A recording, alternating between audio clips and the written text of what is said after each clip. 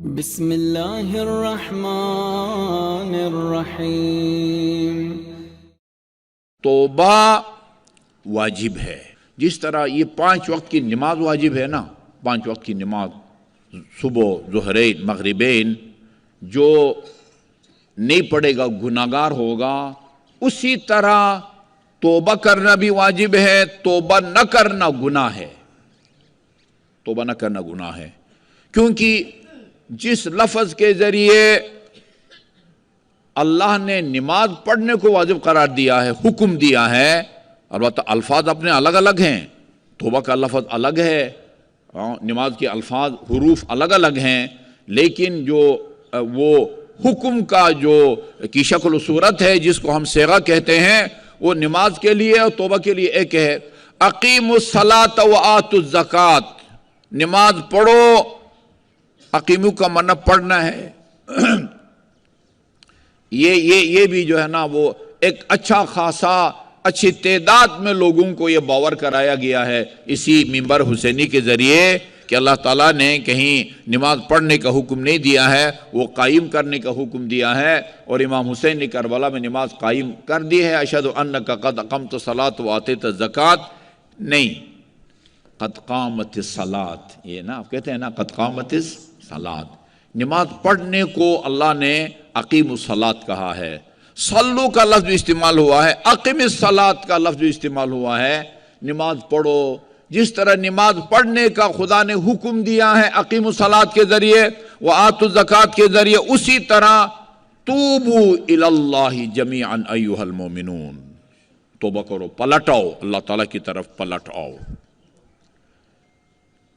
یہ کہا جا سکتا ہے کہ حضرت آدم نے سپیشل اللہ تعالیٰ کی بارگاہ میں درخواست کر کے یہ توبہ کی جو سہولت ہے نا، وہ ہم جو اولاد آدم ہیں ان کے لیے لے کے خدا سے دیا ہے۔ یہ توبہ اور توبہ کو قبول کرنے کا اللہ کا جو وعدہ ہے، وہ حضرت آدم نے اپنی اولاد پر رحم کرتے ہوئے اللہ تعالیٰ کی بارگاہ میں خواہش ظاہر کی ہے، اس نے پھر حضرت آدم کی فرمائش پر توبہ کی سہولت دی ہے، اور پھر توبہ کو قبول کرنے کا وعدہ فرمایا ہے۔ یہ روایت آپ کی خدمت میں عرض کرتا ہوں، یہ اصول کافی جلد نمبر 2 ہے، صفحہ نمبر 440 ہے۔ یہ ابو جعفر امام محمد باقر علیہ السلام فرماتے ہیں کہ ان آدم قال، حضرت آدم نے اللہ تعالیٰ کی بارگاہ میں فریاد کی، یا رب سلطت علیہ شیطان، تو نے مجھ پر شیطان کو مسلط کر دیا ہے۔ وسیع اختیارات دے رکھے ہیں، روایات میں ہے جس طرح ہماری رگوں میں خون گردش کرتا ہے، اسی طرح ہمارے دل و دماغ کے اوپر شیطان اثر انداز ہوتا ہے، بہکاتا ہے انسان کو، محراب عبادت میں پیش نماز کو بھی معاف نہیں کرتا، دفاتر میں آفیسر کو بھی معاف نہیں کرتا، مارکیٹوں میں دکاندار کو بھی معاف نہیں کرتا، کسی کو معاف نہیں کرتا، ہر کس و دل و دماغ کے اوپر اثر انداز ہوتا ہے، بندے کی نیت چینج کر دیتا ہے۔ اتنی طاقت خدا نے کسی مخلوق کو نہیں دی ہے۔ البتہ میں کبھی عرض کروں گا، اماموں کو بھی اللہ تعالیٰ نے اتنے اختیارات دے رکھے ہیں کہ وہ ہمارے ارادے کے اوپر اثر انداز ہو سکتے ہیں، اس کی مثالیں بھی انشاءاللہ عرض کروں گا۔ البتہ جو صلاحیت رکھتے ہیں، جو اپنے آپ کو اس قابل بنائیں کہ امام ان کے ارادے کے اوپر اثر انداز ہوں، یا رب سلط علیہ شیطان کو تو نے میرے اوپر مسلط کر دیا، اور ہم سب متوجہ ہیں، مزید وضاحت کی ضرورت نہیں ہے کہ شیطان کس طرح ہمارے اوپر مسلط ہے اور ہمارے دل و دماغ پر ہر میدان میں آ کر اثر انداز ہوتا ہے۔ وَأَجْرَيْتَهُ مِنِّي مَجْرَ الدَّمِ، اس کو میرے جسم اور بدن میں، جسم کے بطن رگ میں اور خلیوں میں اس طرح اس کو تو نے جاری کر دیا ہے یا چلنے کی اجازت دے دی ہے جس طرح رگوں میں خون دوڑتا ہے۔ یہ تو امام علیہ السلام کے الفاظ ہیں، اجریتہ منی مجری الدم، اس طرح میرے دل و دماغ کے اوپر وہ حرکت کر رہا ہوتا ہے جس طرح خون فَاجْعَلْ لِي شَيْئًا، وہ شیطان کو اتنے جو وسیع اختیارات دے رکھے ہیں، اس کے مقابلے کے لیے مجھے کیا دیا ہے تو نے؟ دیکھیں حضرت آدم علی نبینا و آلہ علیہ الصلاۃ والسلام،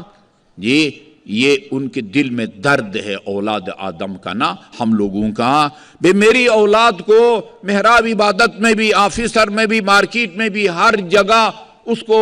گمراہ کرنے کے تو نے اختیارات دے رکھے ہیں، اس کے بدلے میں اس کے بہکاوے میں آنے سے بچنے کے لیے، اس کے شر سے بچنے کے لیے میری اولاد کو تو نے کیا دیا ہے؟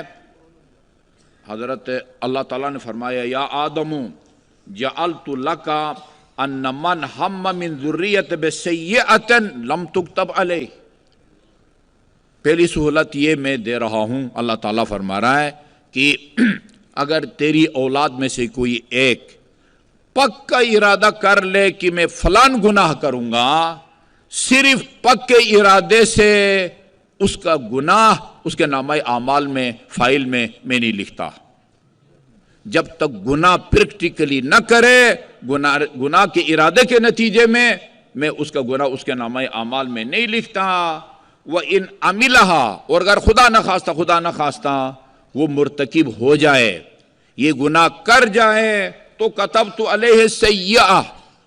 ایک گناہ اگر کیا ہے اس کے نامہ اعمال میں صرف ایک ہی گناہ لکھتا ہوں،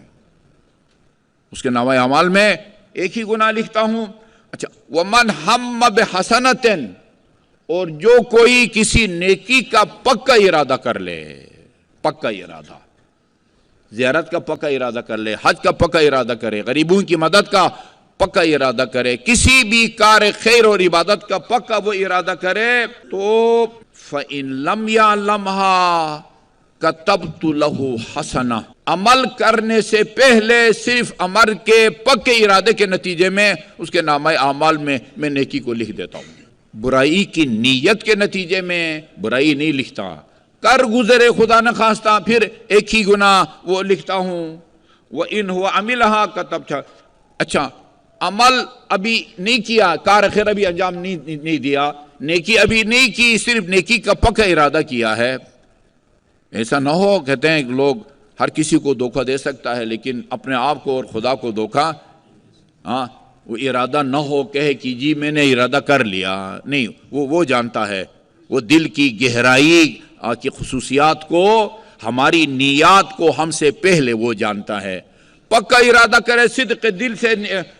وہ ارادہ کرے لیکن ابھی عمل نہ کرے، اس کے نامہ اعمال میں ایک نیکی لکھتا ہوں۔ وَإِنْ هُوَ عَمِلَهَا كَتَبْتُ لَهُ عَشْرًا، اور اگر عملی طور پر اس نیکی کو انجام بھی دے دے، پھر ایک کو 10 میں تبدیل کر دیتا ہوں۔ یہ تو قرآن کی آیت ہے، مَنْ جَاءَ بِالْحَسَنَةِ فَلَهُ عَشْرُ أَمْثَالِهَا، جو ایک نیکی بجا لائے، صرف ارادہ نہیں بلکہ ایک نیکی بجا لائے، اللہ تعالیٰ اس کے نامہ اعمال میں 10 نیکیوں کو لکھتا ہے۔ فَقَالَ يَا رَبِّ زِدْنِي، خدایا وہ جتنے وسیع اختیارات تو نے شیطان کو دے رکھے ہیں نا، اس کے مقابلے میں یہ سہولت کافی نہیں ہے، زدنی، کچھ بڑھا دے، اپنے لطف کرم کے جو ہے نا وہ کچھ وہ جھلکیاں بڑھا دے۔ قالا جعلت، پھر فرمایا کہ جعلت لک ان من عمل منہم سیئۃ ثم استغفر غفرت لہ، اگر تیری اولاد میں سے کوئی گناہ کا مرتکب بھی ہو جائے اور اس کے بعد پھر استغفار کرے، وہ انشاءاللہ عرض کروں گا، آج شاید نوبت نہ آئے، امیر المومنین نے بتایا جب کسی نے آپ کے سامنے کہا استغفر اللہ ربی واتوب الیہ، اس کو بتایا یہ لقلق لسانی کافی نہیں ہے، کب آدمی کہہ سکتا ہے استغفر اللہ، وہ استغفار کرے، غفرت لہ، گناہ کرنے کے بعد اگر استغفار کرے میں اس کو بخش دیتا ہوں، اس کے بخشنے کا وعدہ کرتا ہوں۔ فرمایا یا رب زدنی، یہ بھی ناکافی ہے، یہ بھی ناکافی ہے۔ قال جعلت لهم التوبہ، او قال، اچھا میں نے ان کے لیے توبہ کا دروازہ کھول دیا ہے، یا فرمایا بسطت لهم التوبہ، توبہ کو پھیلا دیا ہے، حتی تبلغ النفس هذه، یعنی اس وقت تک توبہ کی گنجائش ہے جب انسان کی روح یہاں تک پہنچے، یعنی مرنے سے۔ وہ طولانی روایت ہے، من تابا قبل موتہ بسنۃ تاب اللہ علیہ، مرنے سے پہلے سال پہلے توبہ کرے اس کی توبہ قبول ہے، مرنے سے مہینہ پہلے توبہ کرے اس کی بھی توبہ قبول ہے، ہفتہ پہلے، ایک دن پہلے، مرنے سے ایک چند لمحے پہلے بھی توبہ قبول کر لے تو اس کی توبہ کو قبول کرتا ہوں، کافی ہے۔ حضرت آدم نے فرمایا یا رب حسبی، ہاں کافی ہے۔ ہاں یہ اس کے ذریعے جو ہے وہ شیطان کا مقابلہ کیا جا سکتا ہے۔ یہ جو احکام الہی ہے نا، نماز سے متعلق احکام، روزے سے متعلق احکام، مسائل، حج، زکوٰۃ، نکاح، طلاق، ہمارے پاس 4 بنیادی دلیلیں ہیں، ان کو ادلہ اربعہ کہا جاتا ہے۔ ادلہ اربعہ، ان کے ذریعے ہم احکام الہی تک رسائی حاصل کرتے ہیں۔ نمبر 1 قرآن، احکام الہی کا پہلا سرچشمہ قرآن ہے، دوسرا سرچشمہ سنت ہے، رسول اور اہل بیت رسول علیہ الصلاۃ والسلام کی معتبر اور مستند روایات۔ نمبر 3 اجماع، کسی ایک مسئلے کے اوپر تمام علماء کرام یا مراجع اعظام کا اتفاق، یہ ایک مستقل دلیل ہے۔ اور چوتھی دلیل جو مکتب تشیع کی وہ امتیازات میں سے ہے، عقل۔ قرآن، سنت یعنی احادیث، اجماع اور عقل، چاروں دلیلیں بتاتی ہیں کہ جس طرح نماز واجب ہے اسی طرح توبہ واجب ہے۔ آیت میں نے آپ کے سامنے پڑھی ہے، توبوا الی اللہ جمیعا ایھا المؤمنون لعلکم تفلحون، ہاں کہ اس کے نتیجے میں تم فلاح پاؤ گے، کامیاب ہوگے۔ یا ایھا الذین آمنوا توبوا الی اللہ توبۃ نصوحا، اے صاحبان ایمان اللہ تعالیٰ کی طرف پلٹ رہو، توبہ کرو، توبہ نصوح۔ آپ نے اگر دیکھی ہو، ایک فلم بنی ہے بہت ہی سبق آموز، ایران میں بنی ہے، اس کا نام توبہ نصوح ہے۔ توبہ نصوح یعنی سچی توبہ کرے اور پھر توبہ کے تقاضوں پر عمل کرے، جو وعدہ کیا اللہ تعالیٰ سے، پھر اس گناہ کی طرف نہ لوٹے۔ ایسا بھی ہوتا ہے کہ ایسا نہیں ہے کہ توبہ کر کے بندہ توڑے تو پھر اللہ کہے کہ نہیں بس اب توبہ کا دروازہ بند، تم نے مذاق بنایا ہوا میرے ساتھ، ایسا نہیں ہے۔ 10 دفعہ بھی توڑے، 11ویں دفعہ بھی توبہ کرے، اللہ تعالیٰ اس کے توبہ کو قبول فرماتا ہے۔ اس مضمون کی بہت ساری روایتیں ہیں، انشاءاللہ میں عرض کروں گا۔ جی ہاں،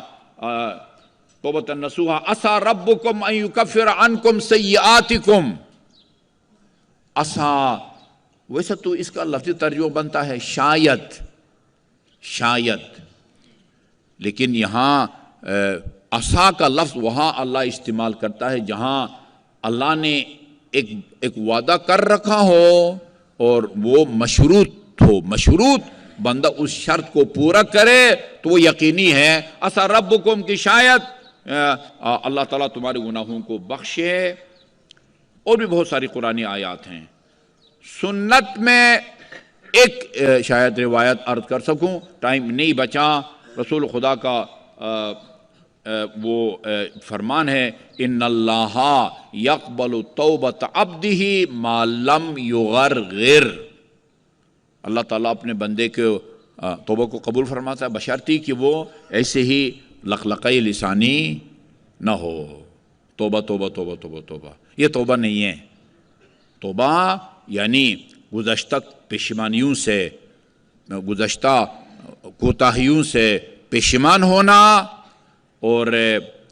جس گناہ میں مصروف ہے فوری طور پر اس کو ترک کرنا، اور آئندہ نہ کرنے کا خدا سے عہد و پیمان کرنا، اور گناہوں کے نتیجے میں حقوق اللہ یا حقوق الناس اس کے ذمہ واجب الادا ہو گئے ہیں، ان کو ادا کرنا، یہ توبہ کی روح ہے۔ اس طرح اگر توبہ کرے بندہ، وہ توبہ حقیقی ہے۔ اللہ نے وعدہ فرمایا ہے میں تمہارے توبہ کو قبول کروں گا، اور رسول خدا نے بھی فرمایا ہے التائب من الذنب کمن لا ذنب لہ، توبہ جو صدق دل سے کرتا ہے وہ ایسا گناہوں سے پاک ہو جاتا ہے جیسا کہ یہ گناہ اسے سرزد ہی نہ ہوا ہو۔ توبوا الی ربکم قبل ان تموتوا، موت سے پہلے اللہ تعالیٰ کی طرف پلٹ آؤ۔ گویا گناہگار اللہ تعالیٰ کی طرف پشت کرتا ہے، خدا فرماتا ہے کہ ہاں تم نے میری طرف پشت کر لیا ہے، توبو پلٹ آؤ، میری طرف پلٹ آ۔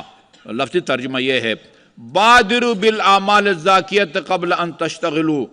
اپنے نیک اور پاکیزہ اعمال کے ذریعے خدا کی طرف آنے میں جلدی کرو، وہ قبل اس کے کہ تم مصروف ہو جاؤ۔ صل الذی بینک و بینہ بکثرۃ ذکرکم ایاہ، کثرت ذکر سے اپنے ساتھ خدا اور اپنے ساتھ تعلقات کو وہ بحال رکھو۔ اور امیر مومنین علیہ الصلوۃ والسلام کا فرمان ہے توبوا الی اللہ،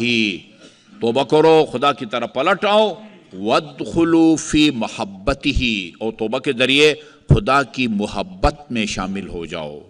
یعنی خدا کے محبوب بنو۔ توبہ کے نتیجے میں خدا تم سے یہ قرآن کی آیت ہے ان اللہ یحب التوابین ویحب المتطہرین، خدا توبہ کرنے والوں سے بھی محبت کرتا ہے اور اپنے نفوس کو پاک جو کرتے ہیں ان سے بھی اللہ تعالیٰ محبت فرماتا ہے۔ جہاں فإن اللہ یحب التوابین، یہ امیر المومنین کے جملہ ہے، البتہ قرآنی آیت کو آپ نے اپنے فرمان میں شامل کیا ہے۔ وادخلوا فی محبتی فإن اللہ یحب التوابین ویحب المتطہرین والمؤمن التواب، مومن ہمیشہ کثرت سے توبہ کرنے والا ہوتا ہے، تواب تائب توبہ کرنے والا، تواب بہت زیادہ توبہ کرنے والا۔ یا خدا نہ خواستہ توبہ کرنے کے بعد دوبارہ کوئی گناہ بھی سرزد ہو، خدا کی رحمت سے مایوس نہیں ہونا۔ خدا کی رحمت سے مایوس ہونا گناہ کبیرہ ہے، جس طرح مکمل طور پر اپنے آپ کو خدا کے عذاب سے محفوظ تصور کرنا یہ بھی گناہ کبیرہ ہے۔ فرمایا امیر مومنین نے باب التوبۃ مفتوح لمن ارادہا، جو بھی توبہ کرنا چاہے توبہ کا دروازہ 24 گھنٹہ ہر لمحہ خدا کا کھلا ہوا ہے۔ فتوبوا الی اللہ توبۃ نصوحا، توبہ نصوح کرو، یعنی ایسی توبہ کہ پھر دوبارہ گناہ کے مرتکب نہ ہو۔ عسیٰ ربکم ان یکفر عنکم سیئاتکم، چونکہ اس کے نتیجے میں اللہ تعالیٰ تمہارے گناہوں کو بخش دے گا، تمہارے گناہوں کو بخش دے گا۔